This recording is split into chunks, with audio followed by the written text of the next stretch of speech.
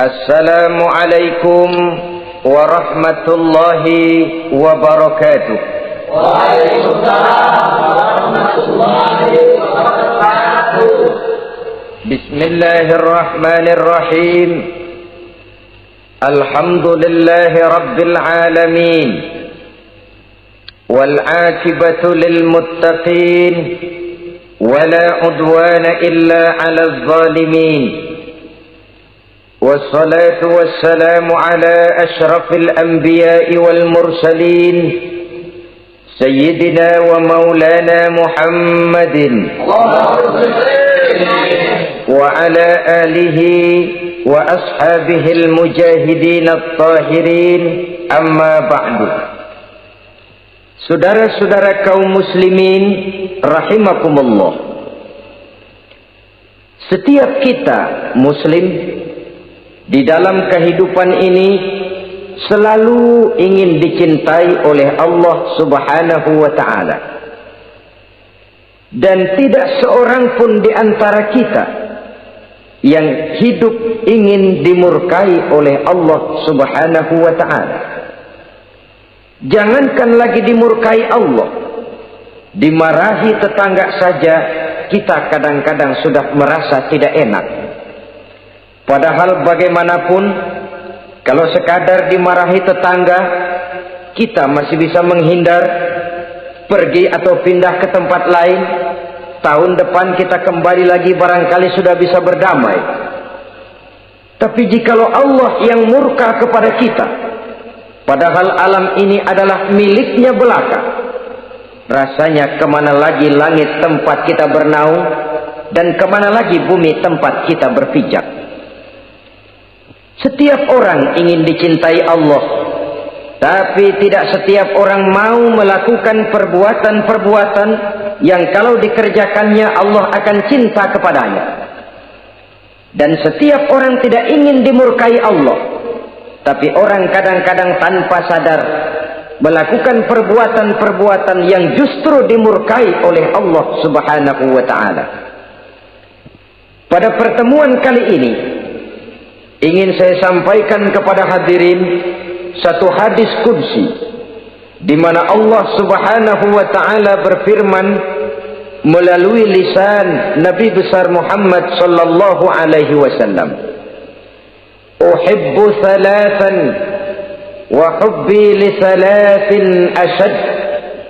Aku cinta, kata Allah, kepada 3 macam golongan manusia, tapi aku lebih cinta lagi kepada yang 3 macam lagi. Jadi ada yang sekedar dicintai Allah, ada yang lebih lagi dicintai oleh Allah Subhanahu wa ta'ala. Siapa mereka? Mari kita ikuti satu persatu isi daripada hadis qudsi ini. Yang pertama, uhibbu ahlas sakha. Aku cinta, kata Allah, kepada orang-orang yang pemurah. Aku cinta kepada orang-orang yang ringan tangan, mempunyai kepekaan sosial yang tinggi, gemar menolong orang yang memang memerlukan pertolongan. Aku cinta kepada orang-orang yang semacam itu. Saudara-saudara kaum muslimin rahimakumullah, di zaman sekarang ini, seiring dengan makin tajamnya persaingan hidup, makin tingginya tensi ekonomi, antara tenaga kerja yang masuk pasaran dengan lapangan kerja yang tersedia jauh dari memadai, gaya hidup orang sumsumtip semakin individualis. Timbullah sikap hidup elu-elu, gua-gua. Kepekaan sosial mulai lentur dan luntur, tapi tidak terwujud di dalam kehidupan sehari-hari. Padahal agama mengajarkan Allah cinta kepada orang-orang yang bermurah tangan, gemar melakukan pertolongan, peka melihat penderitaan dan kesulitan orang lain. Adalah Allah melebihkan rezeki sebagian kita dari yang lain. Dimaksudkan untuk saling tolong menolong, bahu-membahu dan bantu-membantu. Sehingga dengan demikian, apa yang disabdakan Nabi dalam hadis, Ar-Rahimuna yarhamuhumur Rahman, irhamu ahlal ardi yarhamkum man fis sama. Orang-orang yang punya sifat belas kasih akan dikasihi oleh Allah Subhanahu wa ta'ala. Sayangi yang di permukaan bumi, nanti yang di langit akan sayang kepadamu, akan turun rahmahnya kepada kita bersama. Alangkah nikmatnya kehidupan ini, jikalau yang berkuasa menyayangi yang lemah lalu melindunginya, jikalau yang alim menyayangi yang awam lalu membimbingnya, jikalau yang kaya menyayangi yang miskin lalu mengulurkan tangan memberikan bantuannya, akan terciptalah rahmah dalam kehidupan. Tapi jikalau sebaliknya, yang berkuasa malah menindas dan menekan yang lemah, yang alim malah membodoh-bodohi yang memang sudah bodoh, sementara yang kaya menyantap yang miskin, akan terjadilah bala dan bencana dalam kehidupan. Bukan lagi rahmah yang turun, melainkan azab akan menimpa kita secara keseluruhan. Begitulah terdapat tirai halus yang memisahkan kita dari konsep ajaran agama kita yang luhur. Agama mengajarkan yadul ulya khairum min yadi sufla, bahwa tangan di atas lebih baik daripada tangan yang di bawah. Orang yang memberi lebih baik daripada orang yang menerima. Tapi yang kita praktekkan, kita selalu berada pada posisi tangan di bawah, menjadi umat yang manja, yang lemah, padahal bukan tidak punya potensi, tapi mungkin karena kita tidak pandai menginventarisir potensi. Kadang-kadang ada panitia pembangunan masjid, membangun masjid, meletakkan batu pertama sekaligus jadi batu terakhir. Setelah itu la yamutu wa la yahya, hidup tidak kelihatan geraknya, mati pun tidak ketahuan kuburannya. Masjid impoten, pesantren terbengkalai, majelis taklim terlunta-lunta, rumah sakit Islam tak kunjung selesai. Tidak adakah orang Islam yang kaya? Banyak. Tidak adakah orang Islam yang punya posisi kunci, posisi basah, posisi menentukan? Banyak. Secara jujur kita harus berkata, yang belum banyak ialah yang mau berbuat atas nama dan demi kepentingan agamanya. Kita juga bukan tidak punya potensi.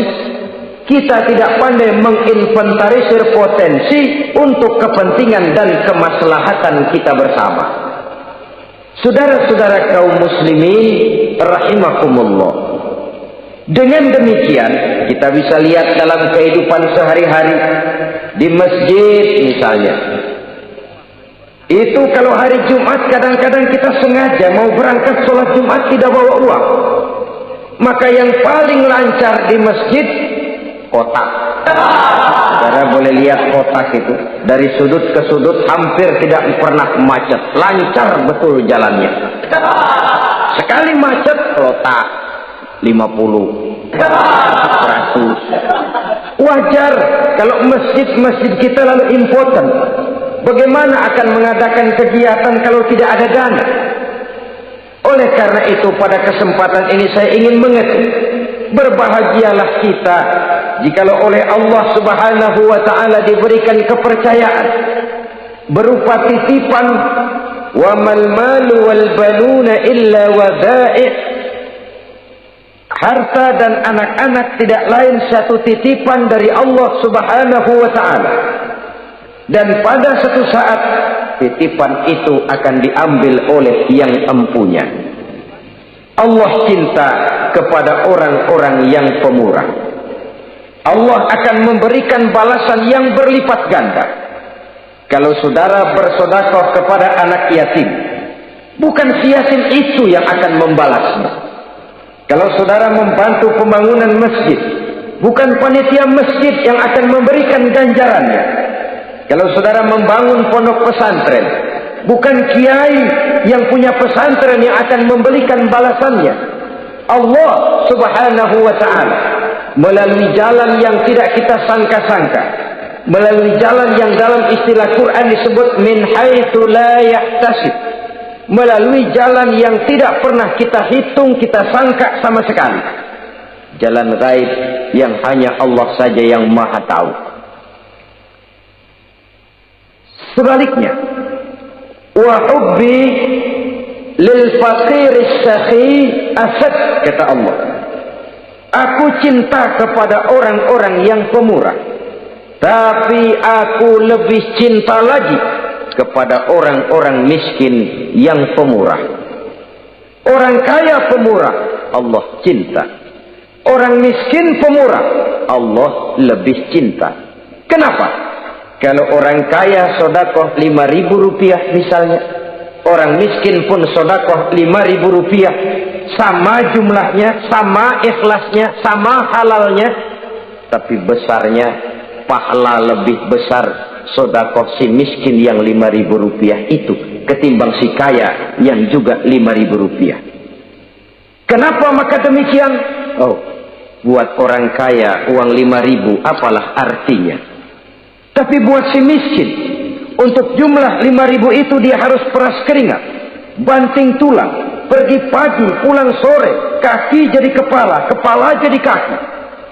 Tapi kok dia berani bersodakoh sejumlah sodakohnya orang kaya. Ini yang dinilai oleh Allah Subhanahu wa ta'ala.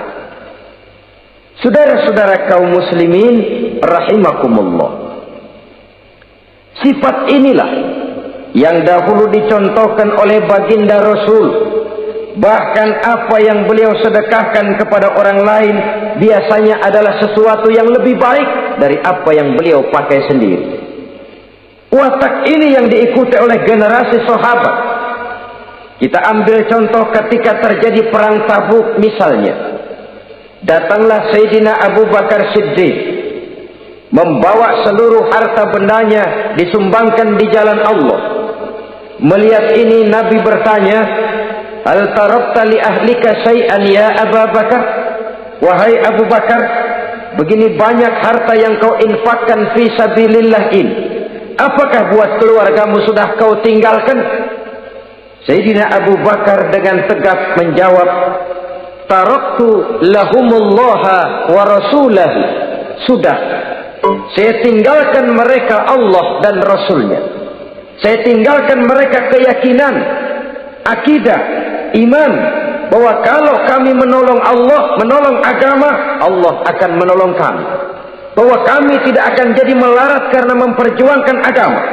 Bahwa kami tidak akan jatuh miskin kalau harta ini kami belanjakan di jalan Allah. Kami tinggalkan keyakinan itu kepada anak-anak dan istri di rumah. Sementara harta yang ada seluruhnya kami bawa kemari. Keyakinan yang dimiliki oleh Sayyidina Abu Bakar Siddiq di zaman sekarang ini sudah merupakan keyakinan yang sangat langka. Kita belum yakin benar akan kebenaran janji Allah, sehingga dengan demikian timbullah keraguan-raguan. Apa iya kalau saya belanjakan uang ini di jalan Allah akan ada balasannya? Apa iya kalau uang ini saya gunakan untuk melaksanakan ibadah akan datang balasannya? Padahal dalam hadis qudsi Allah menjanjikan, ana inda zanni abdi bi. Aku ini, kata Allah, bagaimana menurut persangkaan hambaku saja kepadaku. Kalau dia sangka baik, insya Allah baik datangnya.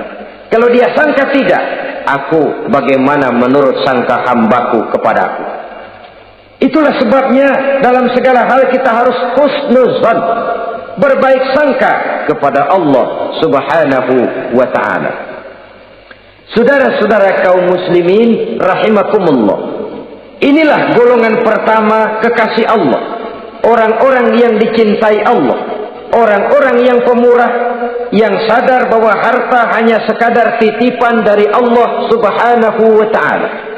Dan harta menurut Nabi, apabila sudah kita belanjakan di jalan Allah, dia akan berkata, pertama, kuntu qalilatan fakassartani, jumlahku sebenarnya sedikit, tapi lantaran engkau sedekahkan aku, engkau belanjakan aku di jalan Allah, maka jumlahku jadi banyak.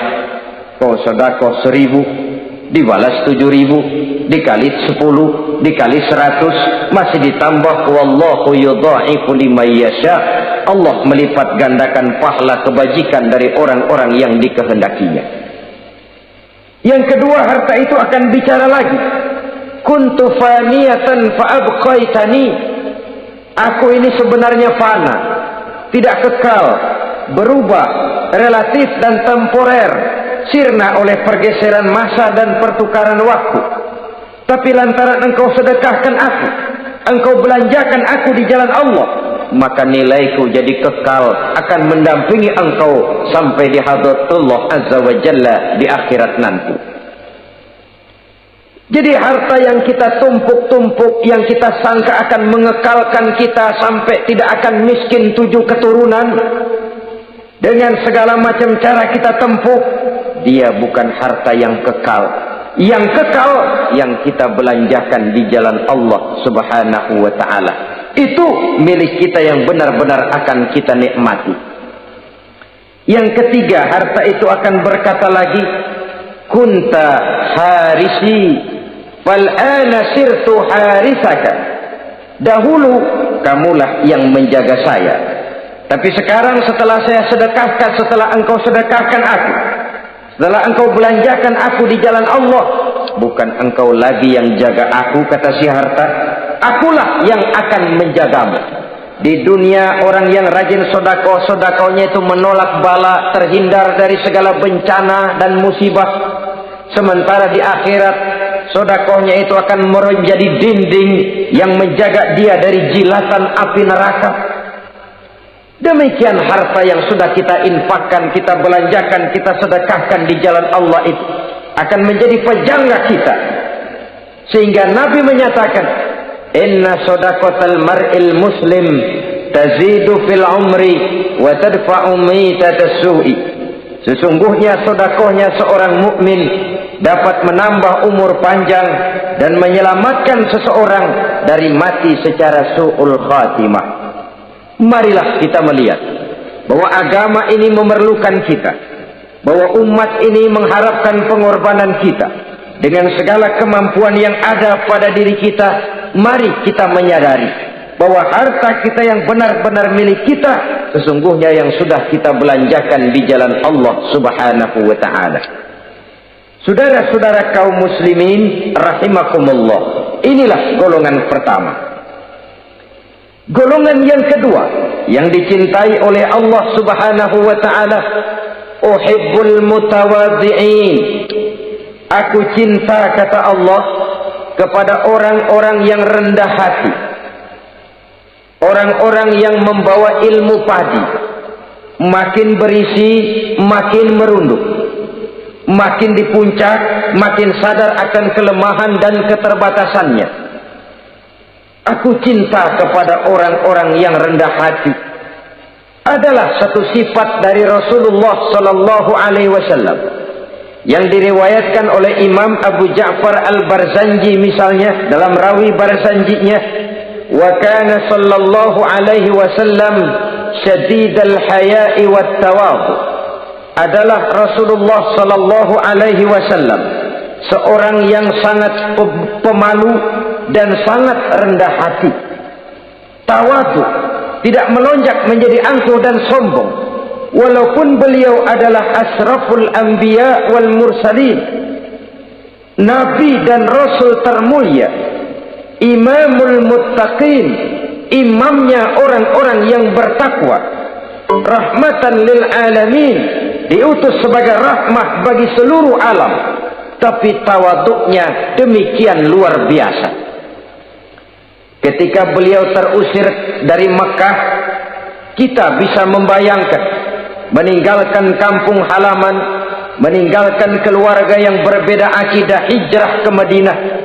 Tapi pada lain kesempatan, ketika beliau dengan bala tentaranya masuk ke kota Mekah, dan orang-orang kafir Quraisy yang kita kenal dalam peristiwa Fathu Makkah itu, gentar hati mereka, sembunyi di dalam rumahnya masing-masing.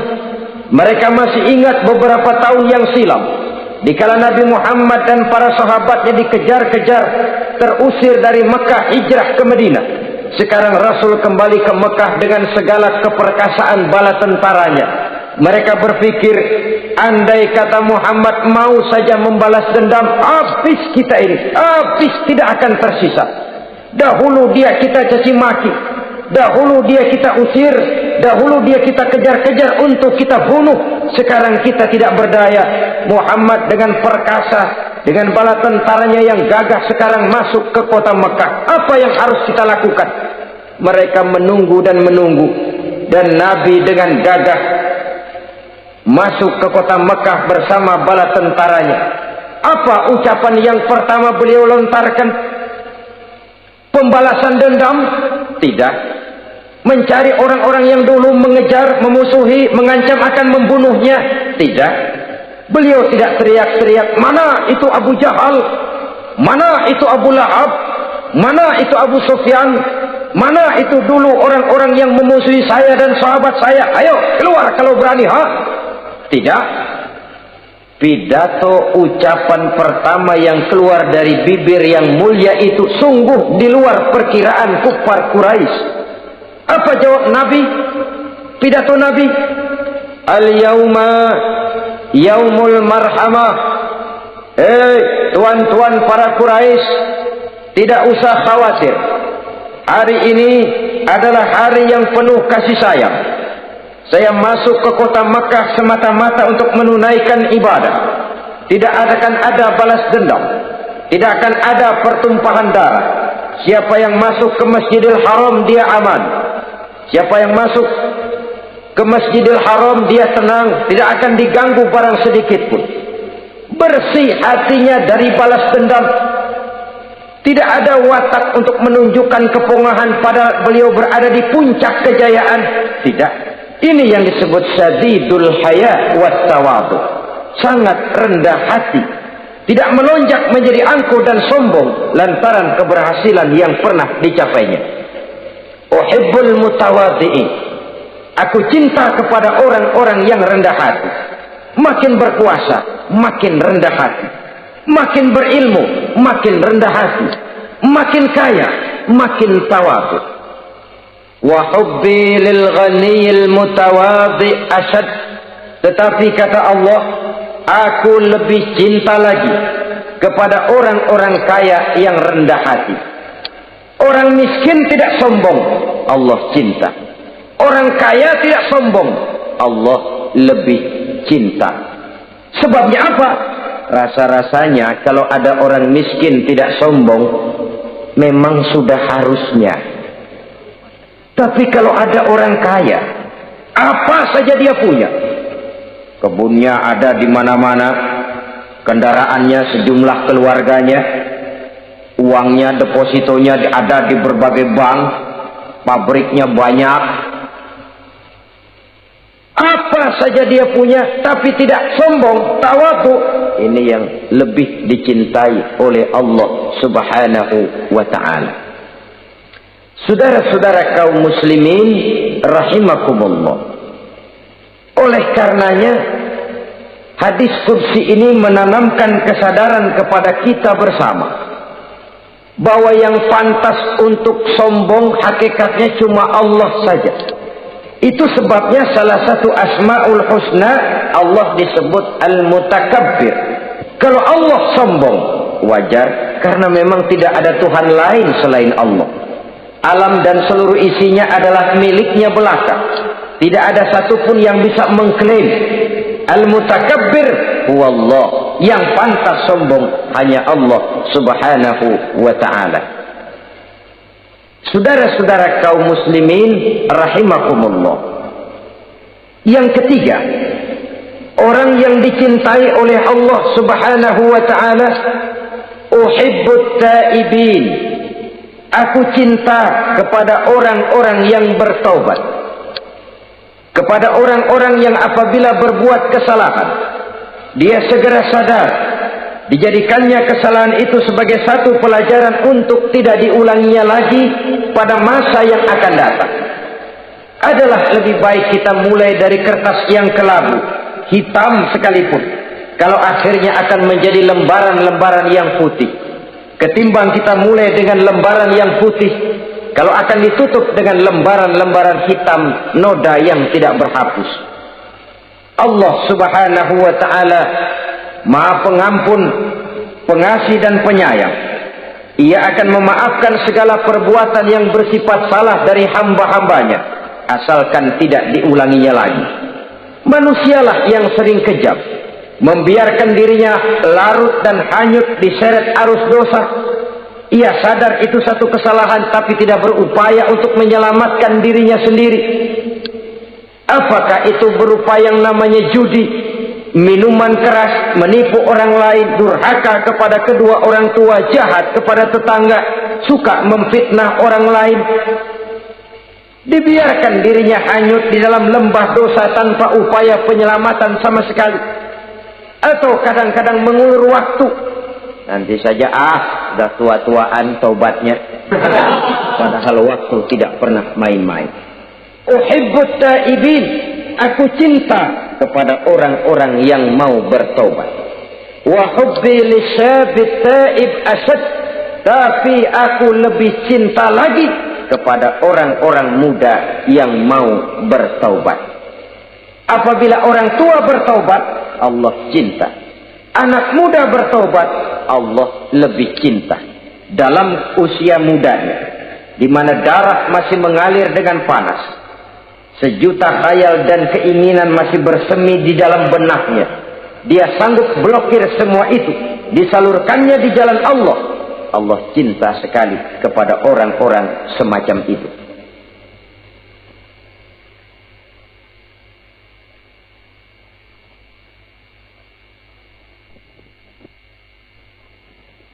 Saudara-saudara kaum muslimin rahimakumullah,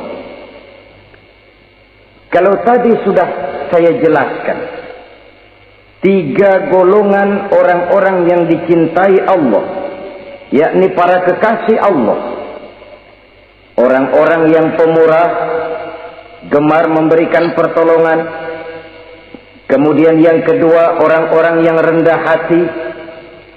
Dan yang ketiga adalah orang-orang yang suka bertaubat. Maka kemudian hadis qudsi ini dilanjutkan oleh Allah Subhanahu wa ta'ala dengan menjelaskan lawanan dari 3 golongan tadi.